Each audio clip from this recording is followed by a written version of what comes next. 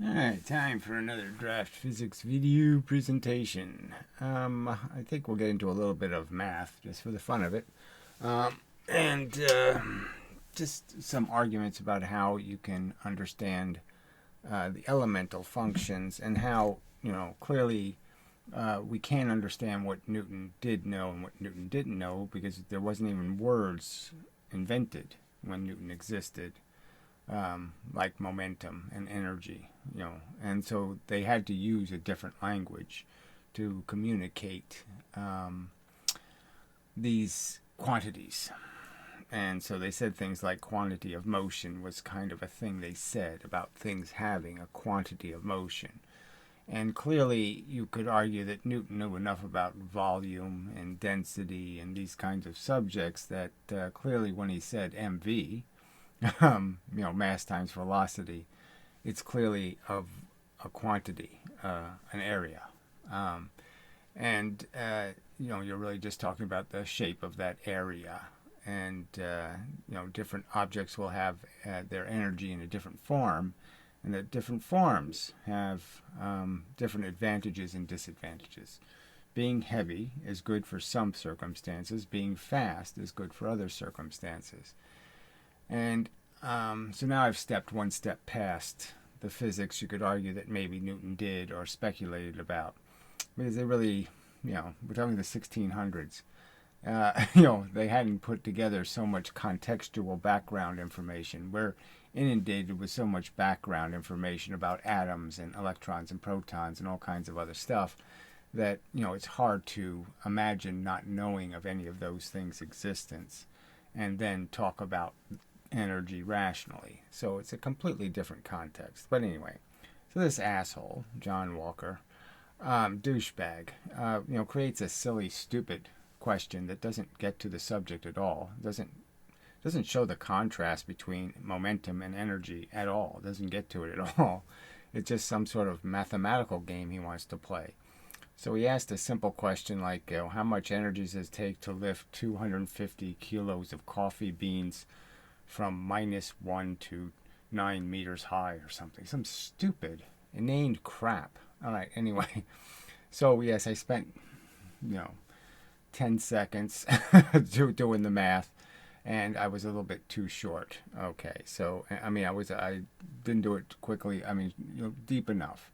So I have explained this before, that, look, there's a simple concept.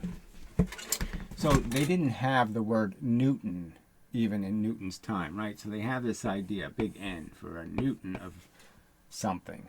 It's really a weight, frankly. And a Newton equals, now I think it's 106 grams. I don't know why.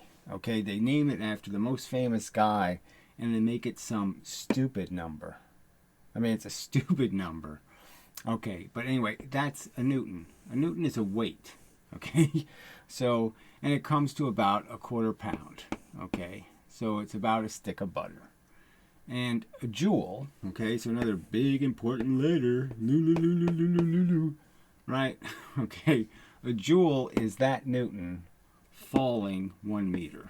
So I drop or I lift, doesn't matter, this Newton, this weight, and when it hits the impulse, the maximum amount of penetration or deflection, the energy, okay, inside of that stick of butter is a joule. So you can figure this is 1/10 of a kilogram, basically, okay. Now maybe that equates to 9.8 meters of gravity, so that's why it's a 0.6, is because gravity isn't quite 10. All right, so maybe that's why there's that relationship. But this is, okay, so this is what Newton understood, though. Newton understood not the existence of a Newton. So when he said mass, okay, he was using pounds or something like that. And, or kilograms. Sorry, they had a kilogram, I think. So, times velocity, and that would be in, meters per second. So not that complicated.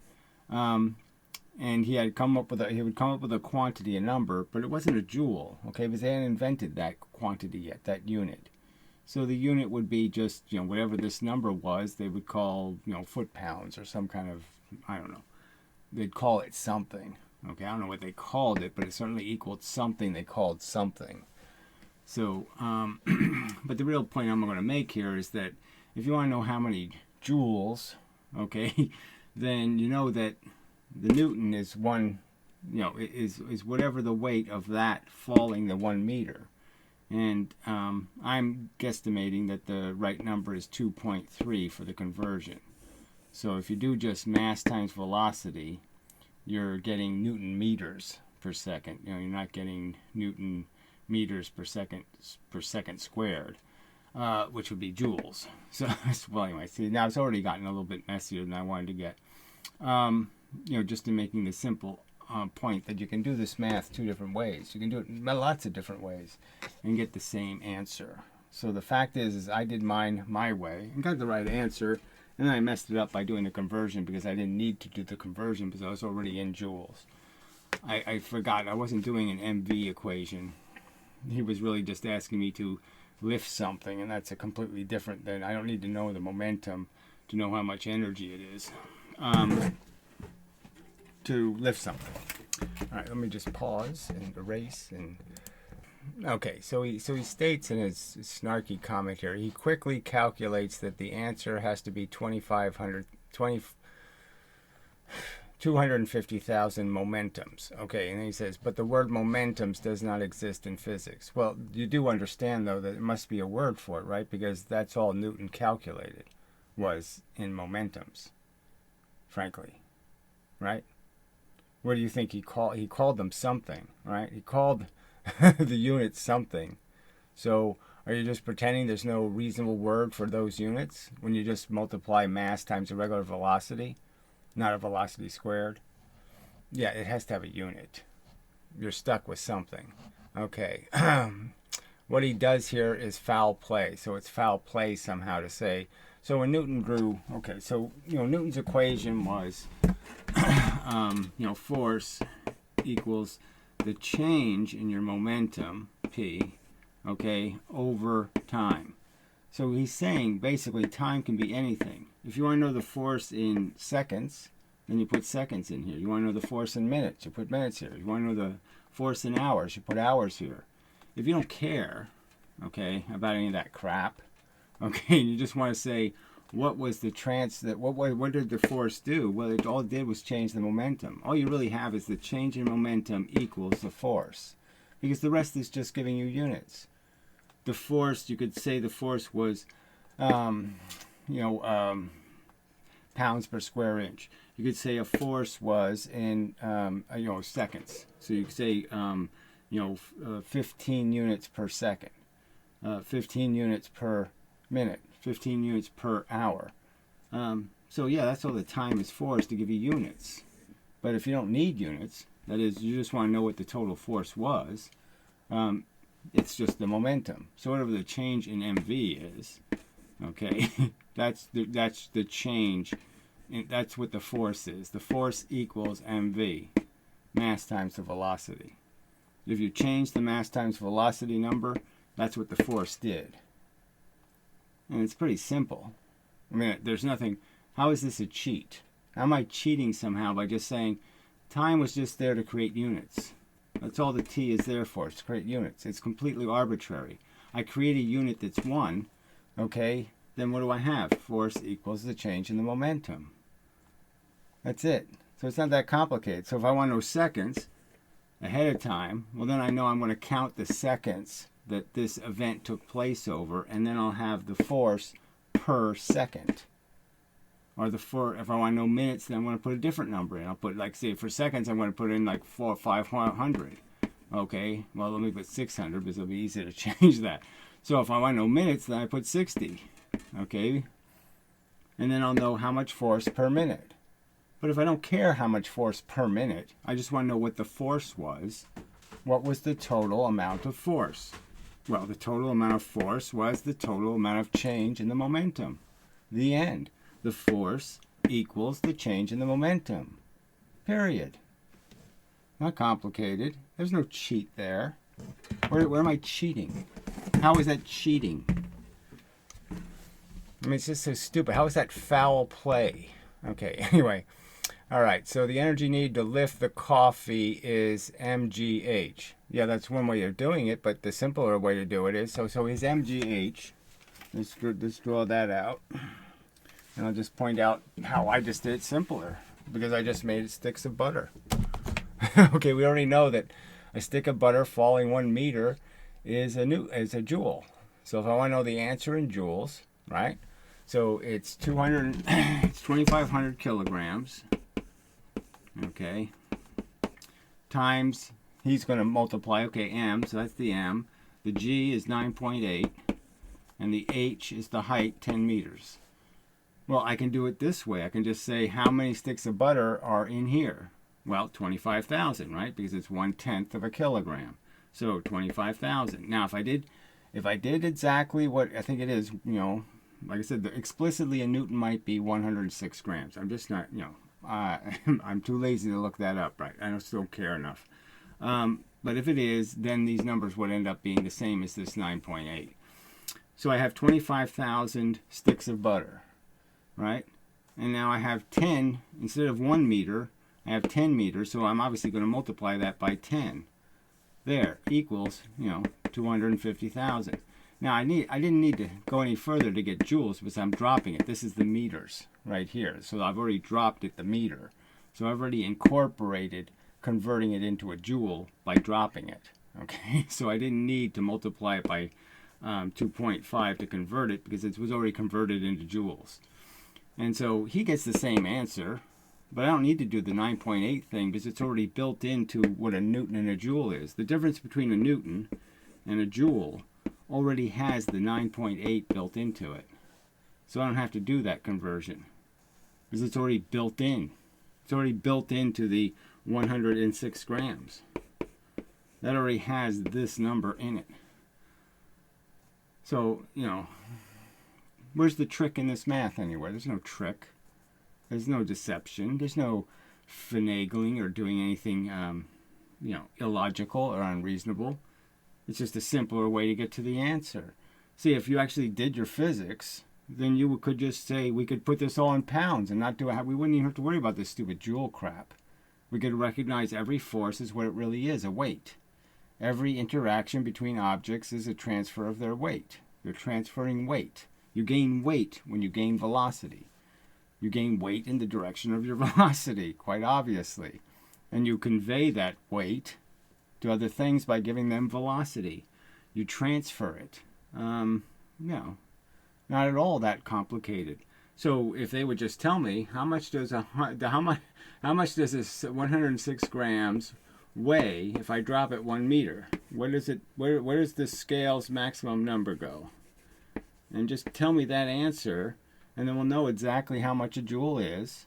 Okay, well, in terms of a weight, we'll just just as we can call newtons a weight, we can just say a newton is 106 grams of pressure. Well, then how much pressure is a joule? Well, it's just a newton falling a meter. Oh, such crap. Anyway. So then Gary makes things worse by multiplying the momentums by 2.3. Yes, I didn't need to do that. So yes, that was an unnecessary step. So the number I got was 25,000, 250,000. He got 245. And the difference is, right, if I take the Newton to be 103, it might be 103 grams, right? I just don't remember.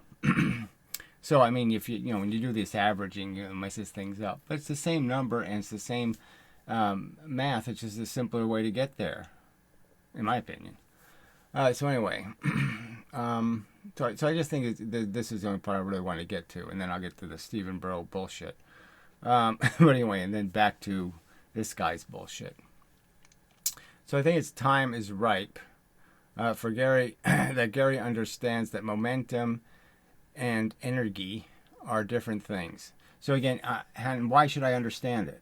For what possible reason should I understand it? What piece of evidence have you provided that momentum isn't exactly what energy is, and it's exactly how Newton calculated every bit of his energy mechanics? And Newton did energy mechanics very, very well. So, besides Saturn's rings, all kinds of things that Newton was calculating, you're pretending he was, he somehow was inept because he didn't have your little special kinetic energy formula. No, he was very successful without your formula. So to keep pretending that somebody needs your silly formula to get right answers is just absolute crap. And you can keep saying it like it means something, but it doesn't mean a damn thing. You still haven't proven Newton was wrong about anything. You still haven't demonstrated any need to fix his mechanics at all. So show me where momentum gets wrong answers. They won't do it. All right. Energy are different things that are used in different situations. What are you talking about? A wave-particle duality horseshit? What do you mean? Well, show me. Show me momentum getting right answers and kinetic energy getting right answers. Show me. I'm telling you right on the face it's nonsense, and I've given you thought experiments to explain it. You still can't even explain a gun. Based on solid Newton mechanics, you can't explain it at all. You have 2,000 joules going out with the bullet and 4 joules going into the stock of the gun. How's that an equal and opposite reaction? What the fuck are you talking about? That couldn't be more insane in terms of a balanced equation. It's completely imbalanced. There's no conservation. You have 2,000 going one way, you have 4 going the other way. How does that make sense to you? How do you make that make sense? How do you utter the words that I believe in Newton's third law, and yet tell somebody that you're sure the bullet has 2,000 joules and the gun stock only has 4? And that makes sense to you. The same explosion sent 2,000 that way and 4 that way. That was its equal and opposite reactions. I'd say that's crap. And where have you defended against that statement? Where have you explained how it's not crap? It's just absolute crap. It's absolute crap for you to say, I have a spaceship and I shoot 2,000 joules out this way and I send 4 joules out this way. And the spaceship just stays the same. What the fuck? Yeah. All right, anyway. So I think it's time. All right, blah, blah, blah. We already did that. Different things, different situations. Just nonsense. And that momentum cannot be used in this example. So why can't it? Again, I don't need to use momentum. I can't use momentum to describe, because you're saying I'm lifting it at exactly the speed of gravity, right? See, this is the catch of their equation. They couldn't put a different number than 9.8 in, because then their math is crippled. Because what's really happening in gravity, right, at the 9.8 number, what's really happening is it's not really traveling 9.8 meters per second, right? In the first second in gravity, it's only going 4.9 meters per second. Right? The first second, it only travels 9.4 meters per second. It doesn't travel 9.8. And then in the next second, it goes to another 4.9, okay, plus it's continuing to go 9.8, so it's plus 9.8. And then, take the third second, okay? And so that's how it's really going to fall. And what he's really saying is that I'm going to parallel the way it fell by lifting it 9.8 meters per second. Well, you can understand, if I lift it 9.8 meters per second, that's against gravity, right? So we know that gravity is fighting 9.8 meters per second worth.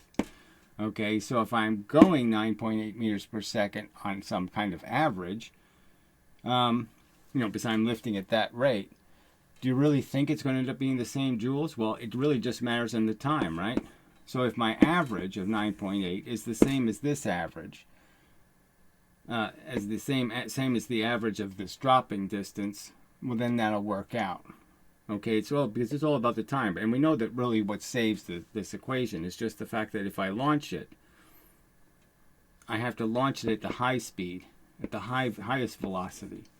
I have to launch it at the high velocity, and then it has to do this in reverse. It has to start slowing down. And the last second, it only loses 4.9 meters of speed. So it loses it. Okay, so it initially moves very fast and then slows down.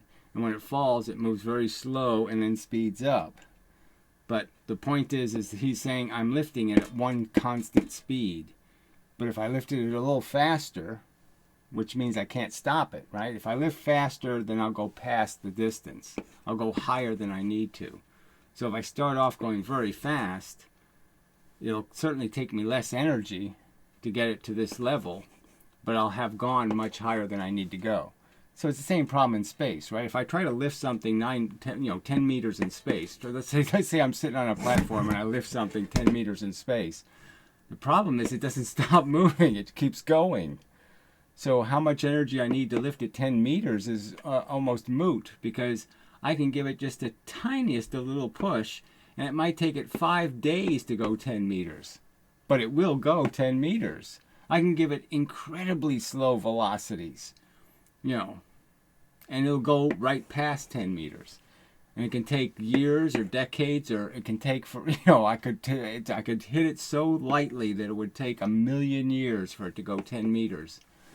Because space isn't against a force and all these other rules. So it's a completely, the equations aren't what they try to make them into. The subject's a little more complicated. And I get to that when I get into, Stephen Bro still doesn't understand friction. He's still using idiotic arguments about how much further a car travels when it's going double the speed when you put the brakes on. Because he still doesn't understand how friction works. Friction is defeated by velocity. Maybe I'll do that now. What the hell? I mean, the argument's been made over and over again. But, I can give you a simple analogy for friction, right? Very simple one. Friction is a lump in the road. Okay, you hit the lump and it bounces you up. And now you travel, your parabola until you hit the road again. Okay, so friction bangs against you. You're pushing into the road is pushing up against you. So sometimes you move up, sometimes you move into the road. It just kind of depends what thing you're hitting on the road, how you're hitting the road, how you're hitting the friction. So obviously a fast thing, when it hits the bump and goes up, it's going to travel a lot longer in distance, not hitting anything, getting a free ride. Where the slow thing, it does this. So it's right back on the road again. It's back hitting the friction again. So all of this friction, the fast thing gets to miss all of these lumps, where the slow thing hits every one of them. So obviously the slow thing slows down a lot faster because it doesn't evade the friction. Duh. But that's the only reason. The faster thing doesn't have 4 times the energy. Okay, it just has an advantage in terms of evading friction, and therefore it will take longer to stop it depending on how you apply the stopping force. Now if we use parachutes, all of a sudden the fast thing isn't going to have such a huge advantage anymore. Now it's only going to go twice as far. If we use a rubber band, we have a little hook and we hook onto the car. Okay, so we have a 60-mile-an-hour car and we hook it. Okay, and we have a 30-mile-an-hour car and we hook it. Okay, so now it's just going to be, now the equation you're just stuck with is now that's just about their momentums. Okay, so we have a mass that doesn't matter. So the real difference is just the doubling in the velocity, and all you're going to get is a doubling in the stretch of the rubber band.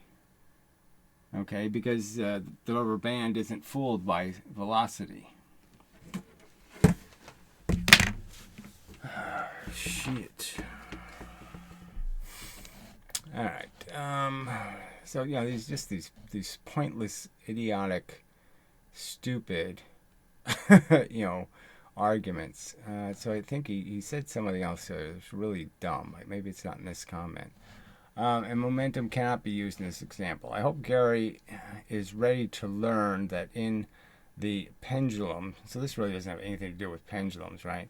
All energy is in potential energy when the center of mass of the pendulum is on its highest point. So this whole argument about any kind of potential energy, there's no such thing as potential energy in the universe. It's a silly frickin' word. Okay, there's no such thing. Everything is actively energetic. anything that has energy, like say, I put two ping pong paddles and there's a ball that's bouncing back and forth. Okay, it's an active force. There's no potential about it. It's actively happening. Okay, gravity is an active force. It's always, always pushing, constantly, constantly happening. It's constantly happening. It's constantly raining down. There's no such thing as your potential energy. There's the fact that you're either in the rain or you're out of the rain. Okay, if you're standing in the rain is going to hit you. It will fill up your little bucket or your boat, and it will sink it. And those are just the rules of your circumstance.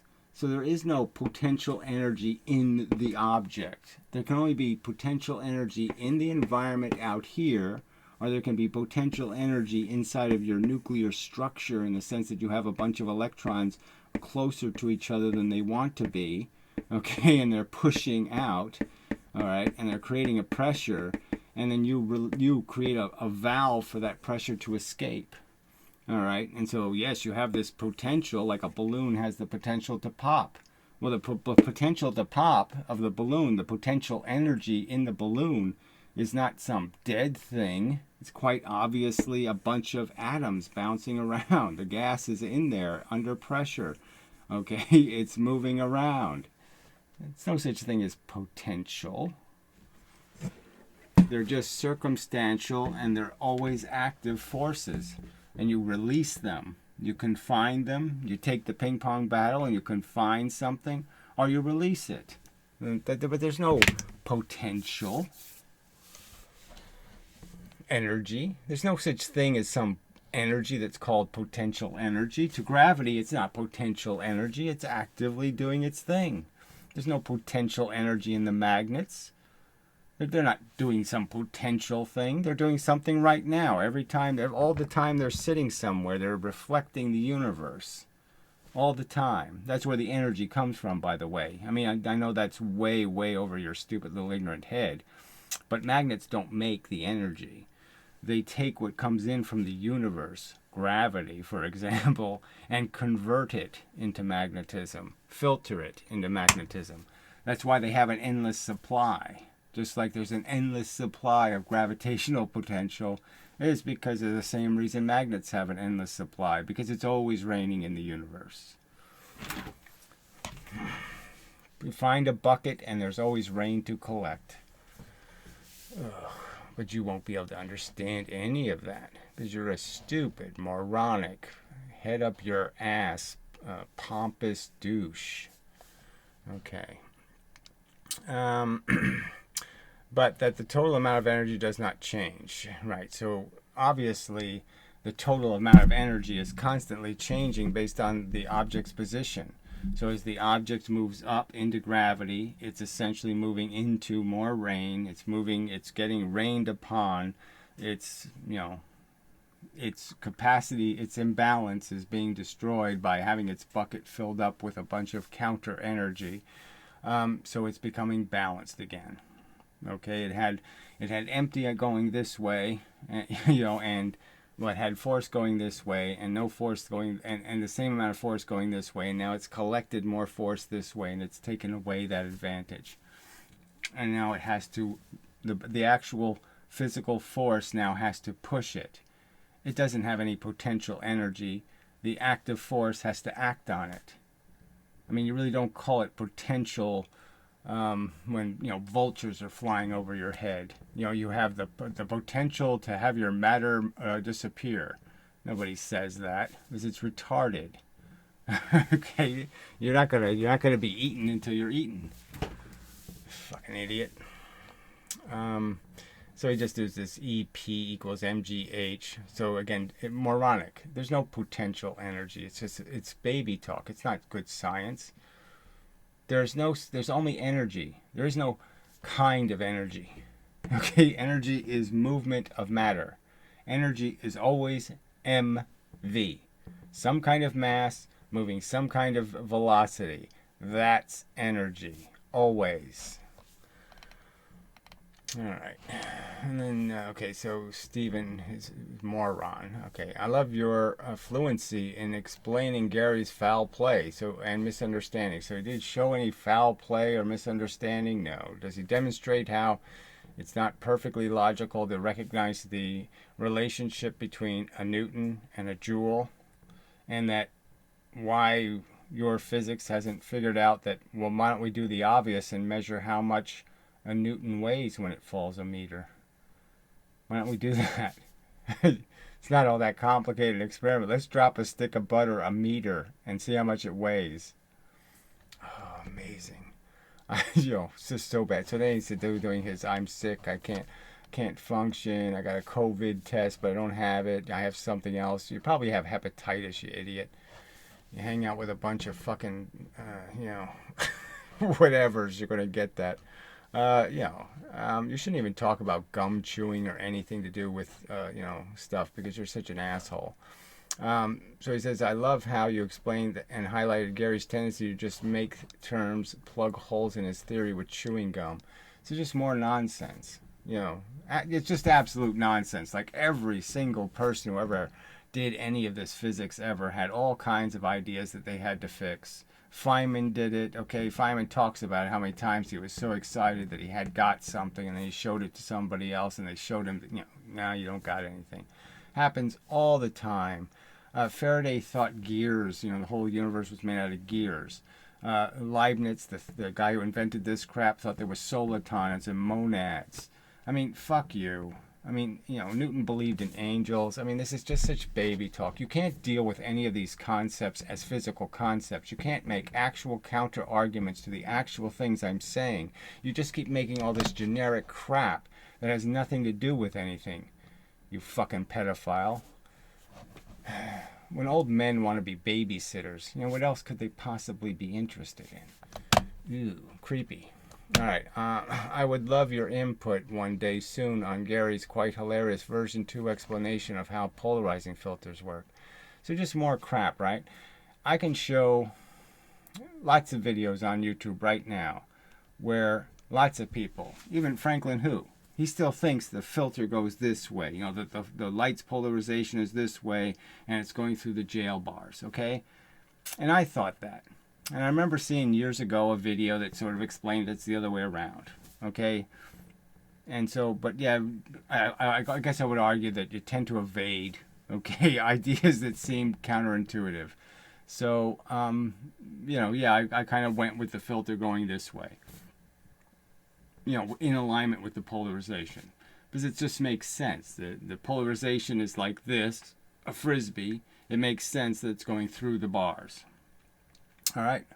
But then I conceded. It's not even that I conceded. I saw, there's a guy who does a really professional job of explaining it in, the different experiments and making it pretty clear that, no, the filters are always perpendicular to the polarization.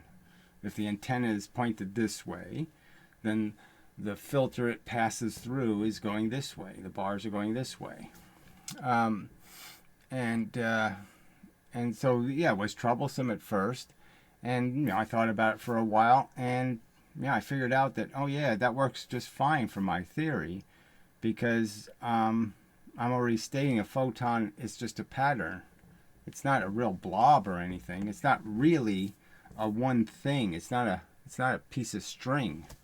Okay, and its components, when they scatter, if the bars were actually this way, then the photon would scatter this way. And so it would go against its polarization. It would be scattering in a direction perpendicular to its polarization. And what it needs to do is scatter in a direction in alignment with its polarization. If it scatters this way and this way, it's really easy to recombine it again. It's really easy to put it back together. But if it scatters this way and that way, it's a lot harder to put back together. You can sort of understand these are opposite directions. It'd be really hard to figure out some mechanism to have all that stuff come back again, and it's going to travel so much further distance. Where if the bottom piece just moves up this way and the top piece moves down this way, they're still in the same locations essentially. They're still just as far from each other. They haven't traveled any real distance from each other, even though they've been scattered. So that's a real argument, Stephen. I know you don't know what real arguments look like, but see, that's a real argument. It's not some kind of fake argument. It's just a fact. And it physically works, and it physically fits the evidence. And that's the part you just don't like. Because you already believe something, and you're trying to defend that crap. And you're just doing it in this sneaky, slimy way where you just won't even out yourself. What do you actually believe, fuckhead?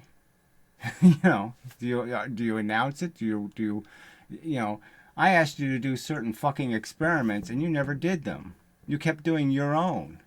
Halfway through the radar experiment, right? I told you not to put an audio tone on it. You did anyway.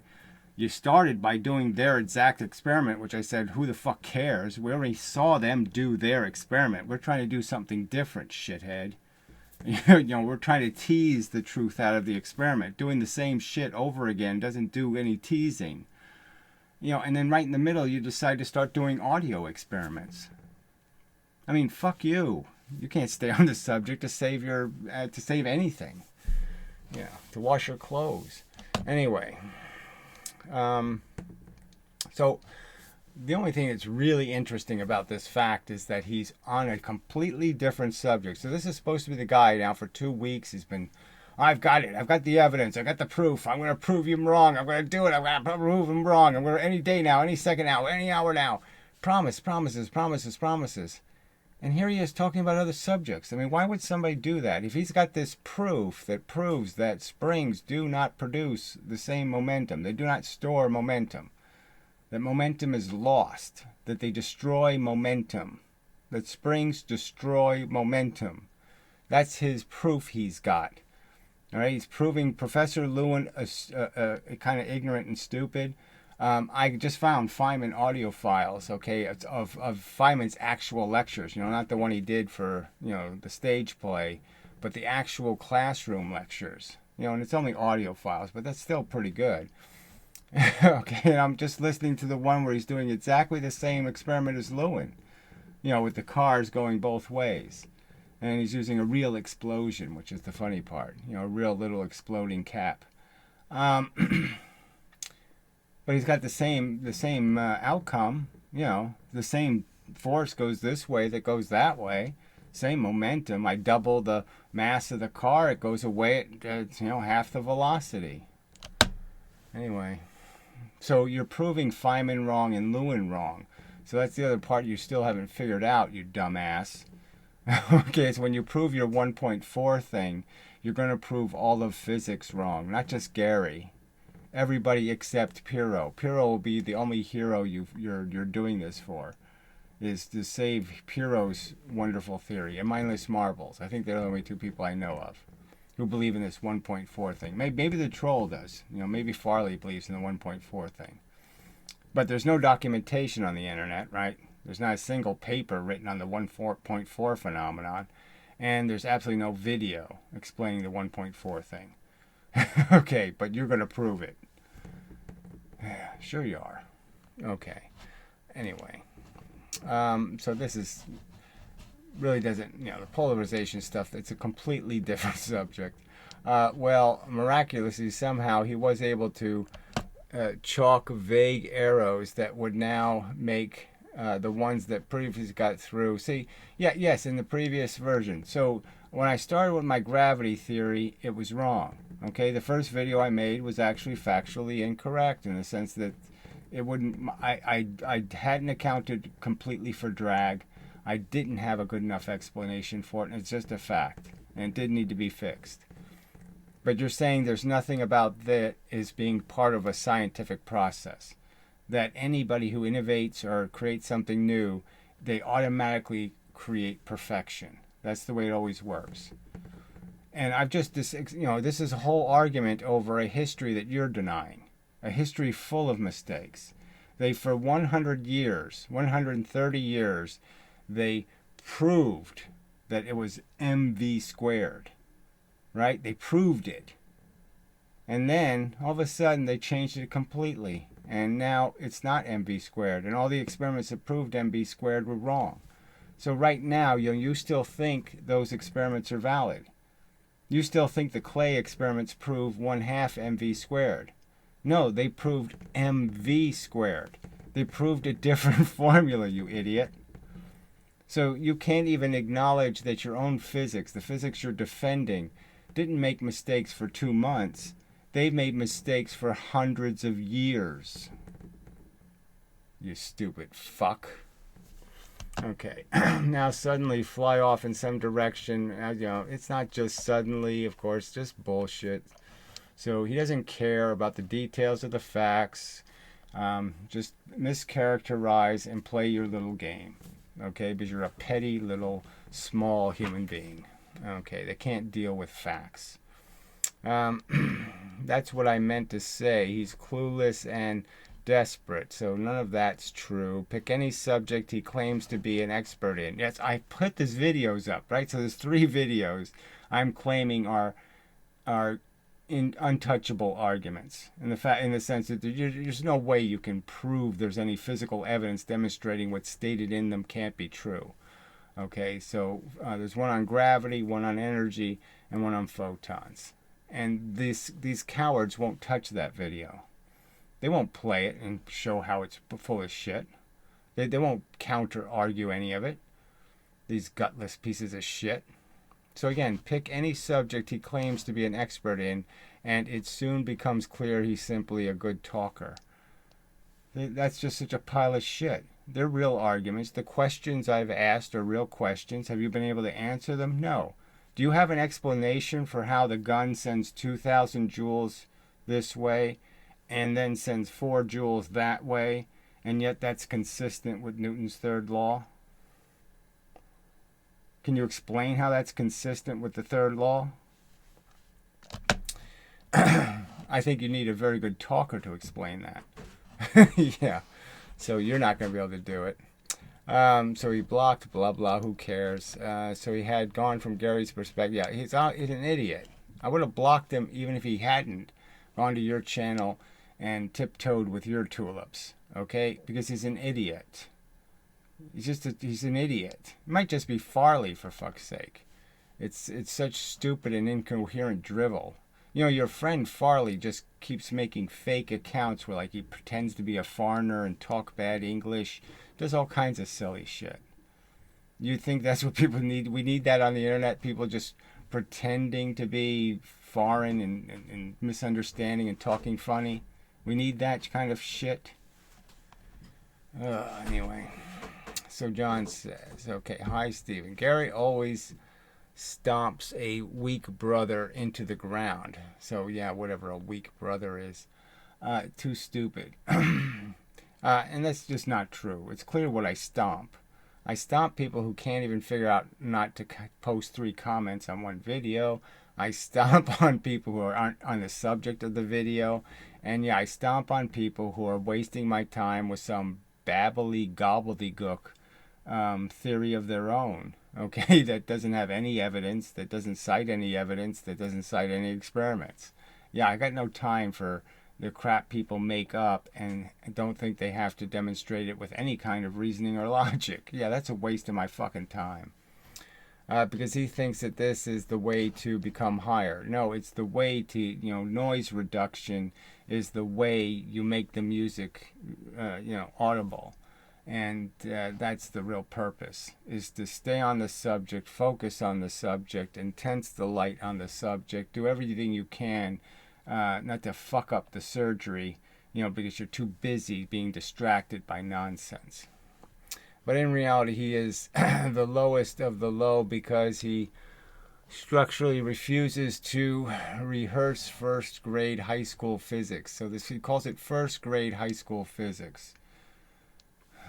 More of these people who are trying to instruct other people with absolute incoherent, mushy babble. They can't even form sentences properly. What, I have to send you back to grammar school, to learn that this is really retarded grammar? First grade high school physics? Yeah. Anyway, the figure I've linked 2 months ago in the comments section here is all the first grade high school physics books in the world. Yeah, it's complete crap. It's not talking about anything reasonable. There's no counter argument here. There's no argument about where, this is a proof that kinetic energy exists. There's no evidence. It's just such horseshit. And then he gets onto relativity. Now, relativity, by the way, shows that relativistic velocities, Newton's laws, no longer work. No, you're just repeating what they've told you, you asshole. You have no evidence of that. You have no experimental evidence that any of this shit happens. None. Zero. You're just mouthing the words. They said it, so I'll say it. So bad. And this is the part. These are the parts that really piss me off, because I made these points so many fucking times in videos, and these are just such disgusting lies. Gary doesn't understand that you need more and more energy to make an object go faster and faster. When I have illustrated this so many times in my videos. See, I don't believe it's for the reason you think. It's not because objects are getting heavier that you have to push harder. It's because they're getting lighter. The faster they're going, the less they have for you to push against. So, I mean, I've done this so many times. It's just such a disgusting lie to say that I ever said anything else. I mean, some asshole is actually going to, in some other comment, accuses me of having a pull theory. That's Farley, no doubt. Now, he's doing it just because he knows that's going to piss me off, right? Probably, right? That's all that could be. Because anybody who's watched my videos knows it's push all the way down. There's no such thing as pull in any theory I've argued here. There's no such thing as a pull. It's a stupid and ludicrous and silly idea. It's their physics that has silly pulls in it. All right, but I've made the argument that everything is just their vectors. You know, which ways they're moving. They have little vectors inside of them, little pieces with vectors. That's all you are. And your momentum is the fact that if you have more, I have 3 arrows going this way, and I only have 2 going this way. Well, I have net 1 going this way. So I have a dimension of velocity in that direction. I have substance, volume of velocity in that direction because I have that extra. And so obviously the faster you get things moving, the more you've changed that disposition, right? So when I start getting, close, well, when I'm half the speed of light, you could argue that half of my matter is all going the same way. And only half of the matter is doing this and doing that, right? And a full half is doing this. And there's less than half doing it this way, right? This way is, you'd have to say I have 3/4, let's say, going this way, okay, and only 1/4 going that way, so I have a 50% advantage in this direction. And you can just understand that the faster and faster I'm going, the less and less pieces I could possibly catch up to. The fewer and fewer pieces of me that aren't already moving the speed of light in this direction. If more and more pieces of me are moving the speed of light in this direction, in one direction more than the other direction, then quite obviously very little of the force I throw could ever hit a piece that's not already going as fast as it's going. So it can never catch up to that piece. Couldn't catch up to that piece. So the only piece it can hit are a piece going the opposite way or a piece going this way. Those are the only pieces it can hit and convert to those pieces. So as I go faster and faster, I get more and more invisible. So I've used the illustration, right, in the videos. If I move this piece of chalk away from you at the speed of light, you can't see it anymore. It's invisible. No light reflects off it. No light can catch up to it, bounce off to it, and bounce to the camera. It's impossible to see it. It's invisible. If I move it towards you at the speed of light, every single piece of energy in that whole path will be reflected back to you all at once. So you'll get hit with a huge bright light. Huge bright, this is a little bit shocking, but if I could really do it at the speed of light, it would collect all the energy between here and here, every little bit of it, and shoot it back at you at once, all at the same time. So anyway, so these are just such lies. I mean, these people just can't make a comment without filling it full of lies. Ugh, disgusting human beings. All right, thanks, John. Feeling better this morning. Blah, blah, blah, blah, blah, blah, blah, blah. Unfortunately, I was forced into doing human biology instead of physics, so he's just more whines about how the system has cheated him. Blah, blah, blah, blah, blah. Then John says, okay, I don't think you'll understand proper velocity. It's graduate level.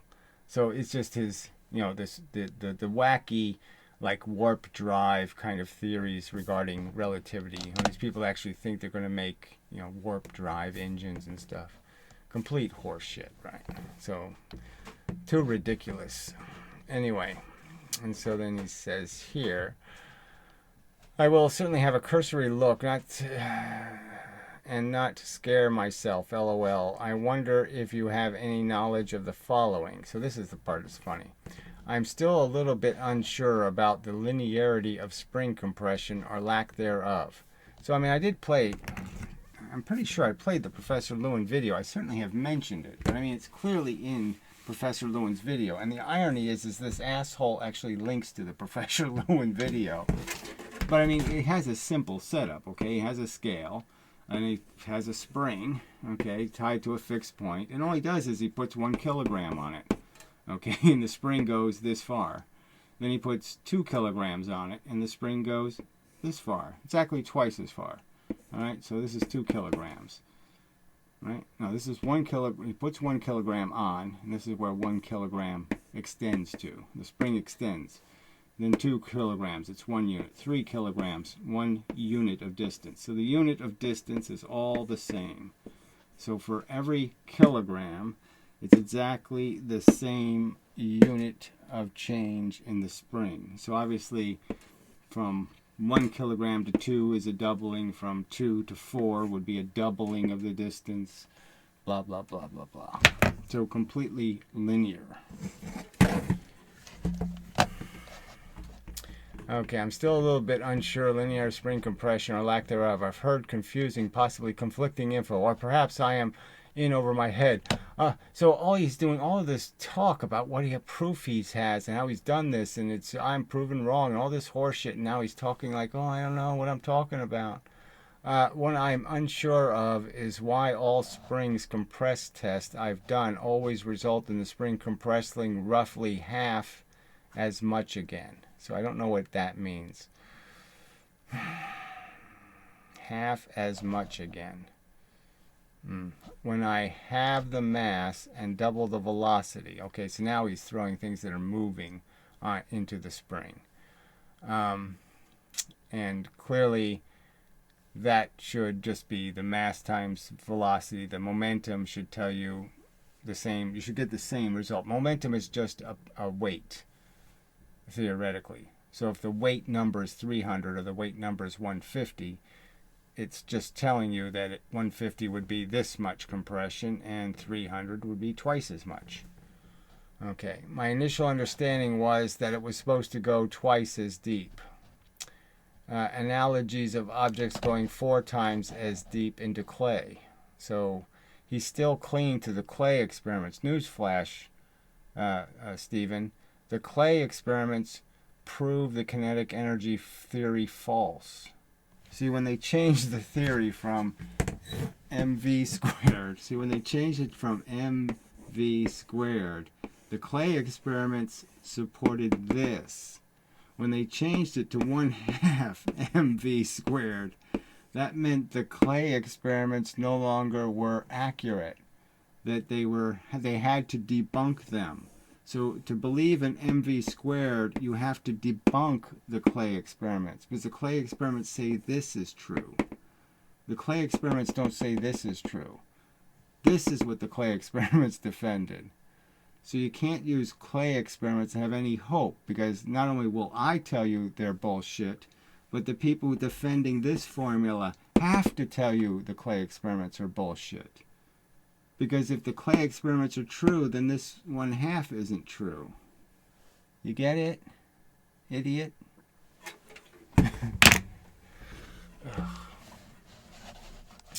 Anyway, okay, where was I? Very deep. Anaglis 4 times as deep into clay. So he's clinging to those stupid analogies. Except I can't get that to happen either.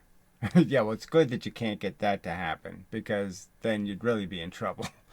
The best, again, I can get there too is 3 times as deep, not 4 times as deep. So again, he's trying for some reason to get these numbers when instead of just trying to figure out what money gets consistently, he's talking about trying to get numbers. It's not what you're supposed to do. You're trying to just get all of the things that could possibly be giving you irregular results out of the experiment. Have you accounted for the friction? Have you accounted for angular momentum? Have you accounted for all the different things that could be fucking up your experiment? It does kind of wobble my brain a bit, making me think, could Gary be half right? Well, if I'm half right, then they're half wrong. And you still won't do anything about that, right? So if we prove Professor Lewin half wrong, are you gonna rag on his videos? Are you gonna type these shit comments on his videos? Will you ever have the guts to have integrity and consistency? And not be a duplicitous hypocrite? Okay. I have nothing against Gary striking lucky with one of his guesses. I mean, obviously they're not guesses. Okay, so again, the work I've done on this channel for 10 years is all public. There are thousands of videos where I have obviously taken a puttering engine and I've made it into a much more powerful thing. Anyway. Good luck to him if ever that happens. You know, fuck you in this bullshit. I don't feel confident he's right, though. Yeah, well, you've been doing all this pointless and silly ridicule and, just constantly lying about what I'm saying and why I'm saying it and all this crap about my agenda and how I secretly have already done the experiments, all of this disgustingly stupid speculation. Fuck you. In this, I'm trying to be a fair cop. No, you're not. No, you haven't been. You're a disgusting little troll. Because there's so much other conflicting info. Well, I thought you had all of this solid evidence. You've been saying, a month ago you promised us the great giant reels of crap rolling onto your pool table. You never delivered any of that shit. Then a couple of weeks ago you announced, I got it. I got these train things and they're doing everything just the way I predicted. Everything's fine. Everything's great. The numbers prove it. What happened to all that crap? All right, say the stopping distance. So this is the part. Other conflicting info. Say the stopping distance of 60 miles an hour versus 30 miles an hour really is about 4 times. The last time I checked. And 4 times would prove mv squared, not 1/2 mv squared. Anyway, oh well, I'm learning a bit at a time. My more recent understanding is that springs are, by and large, linear in their compression within limits. Yes, of course, you can't, if you put too much energy in the spring, compress it too much, okay, it's really not as harmful. It's pulling it too far that really ruins it. But anyway, I don't know, I got cleaner, more defined results when the spring wasn't impeded by unnecessary extra mass such as the central plunger. Yeah, those are all obstacles. I'm just surprised that, in redoing these experiments, you don't already know that anything that moves irregularly is going to change the experiment. So everything has to be rather consistent. Rod is stop in flopping around. I eventually, whatever this is, Rio... and didn't need the central rod to guide the spring. I don't know what that is. If I place shoulder guides outside the spring to prevent it bending sideways while compressing, and also keeping the object more properly aligned to it. Well, you should have suggested, you should point it out to people how you're doing your experiment, and then you should ask people's advice, and then maybe they could give you a suggestion, to make whatever the problem is you're trying to overcome. I would argue if you use a stiffer spring, you don't have to worry about it. So just use a stiff spring. I got great results there, but not got round to measuring whether I actually achieved more than half as much again. I don't think so. Too many things to do. Okay, so this is just too silly.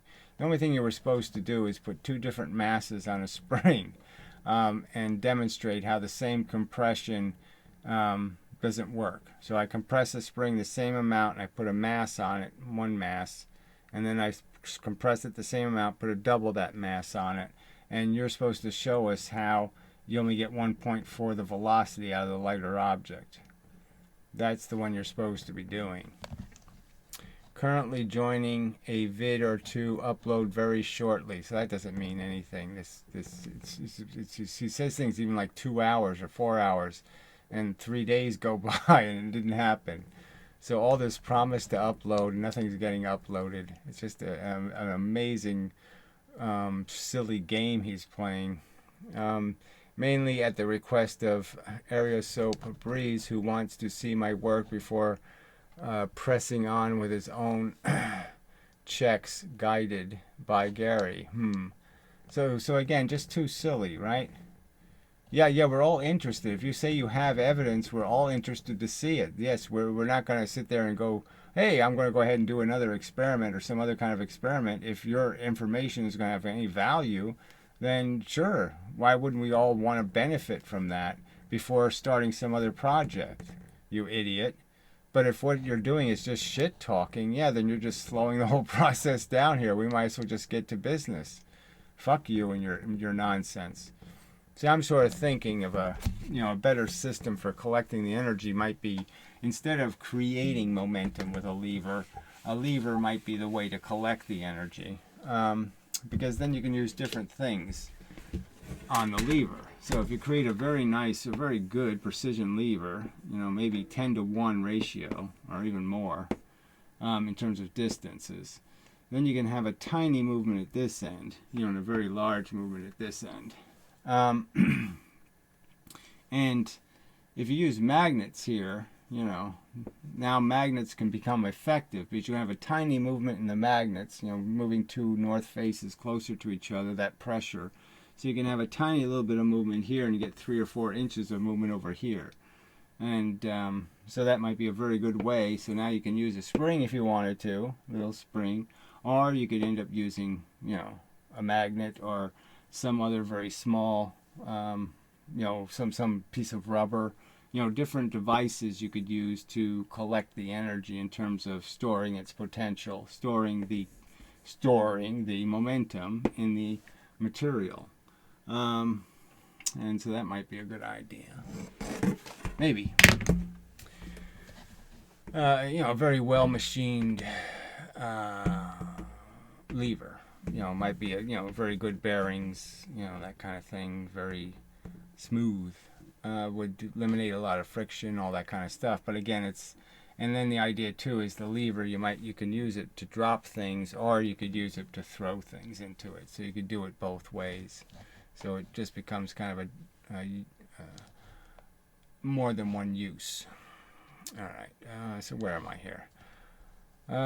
More defined results. Too many things to do. Currently joining vids. Okay. Own checks guided by Gary. Okay. Like Gary guided me to stand in front of 1 kilowatt of microwave energy. So that's just such a preposterous lie.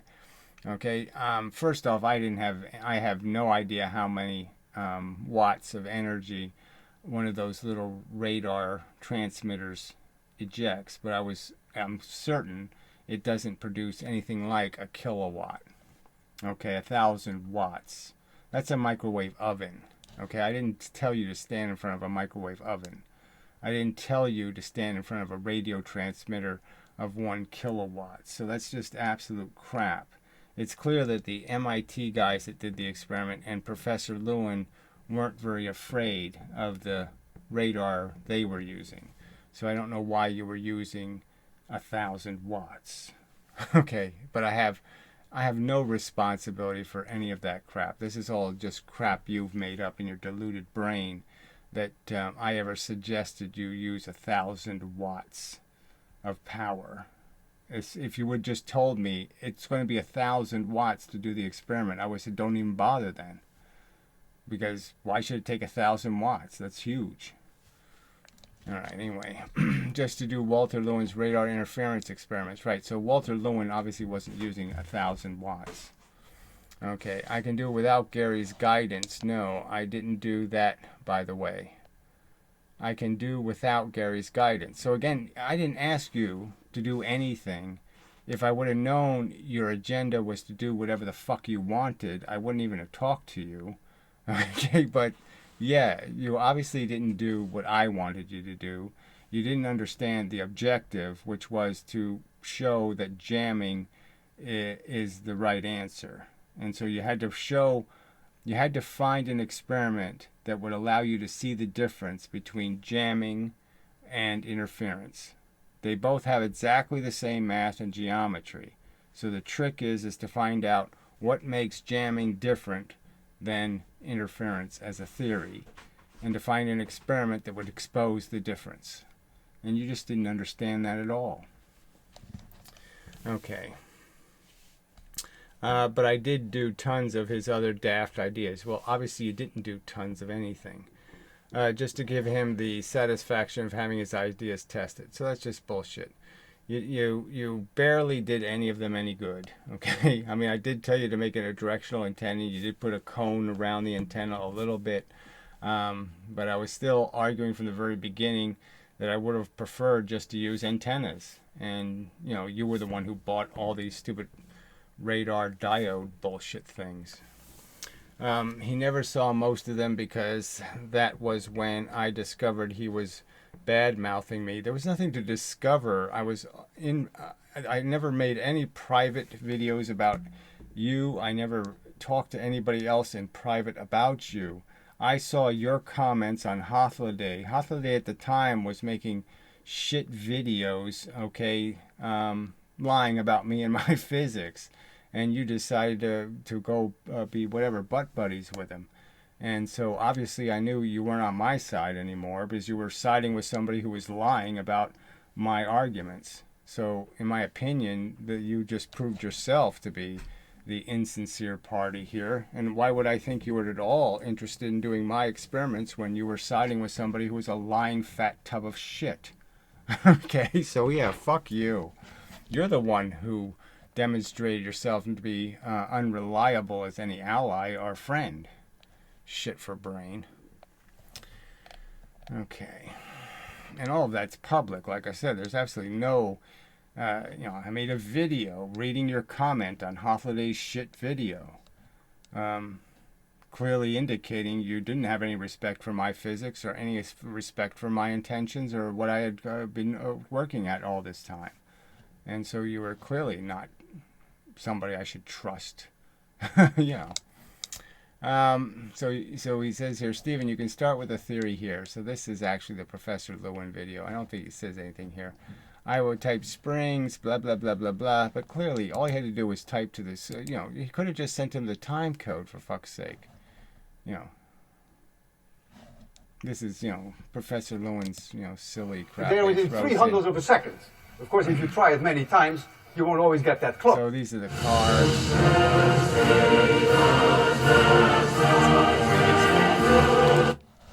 Close, because my reaction time is really not much better than a tenth of a second. Okay, that ain't it. Now, I will show you something else, which is quite interesting, and that is how the behavior of the period is on the... This is it. New Jersey homeowners, before you start planning your move to a new home, you'll want to know exactly what... Professor Lewin is such a dumbass. I mean, he's such an old, stupid bastard. Country, I mean, he sold out to these companies, that are now collecting all the ad money. Because he got a one-time payment. So they paid him in advance to sell out. So now his ads are controlled by some company. I get copyright notices for playing the clips. It's so fucking tacky. So this is the part he should have time coded right here. It's not a very expensive spring. You see it here. And there is here a holder onto it, so it's already a little bit under stress. That doesn't make any difference. These marks here are 13 centimeters apart. And every time that I put 1 kilogram on, you will see that it goes down by roughly 13 centimeters. It goes down to this mark. I put another kilogram on. It goes down to this mark. I put another kilogram on, and it goes back to this mark, all the way down. And if I take them all off, so what I've done is I effectively went along this curve, and if I take them off, if it is an ideal spring, then it goes back to its original length. Right. So, 2 units of mass, 2 units of distance. Double the distance. Not 4 times, not any of the kind of silly crap, blah, blah, blah, blah, blah. All right, anyway. So, enough of the video, I guess. Yeah. So I'll do the other math guy next time. Another guy who just sits there and points to all this stupid math, okay, where they invent this MV thing, right? Force equals, mass times acceleration, F equals ma. And again, it's just a perversion of what Newton said. It's not what Newton said. This whole acceleration notion isn't Newton's notion. Just complete crap. So until the next time and such, and so forth and whatnot. That's really enough. And such.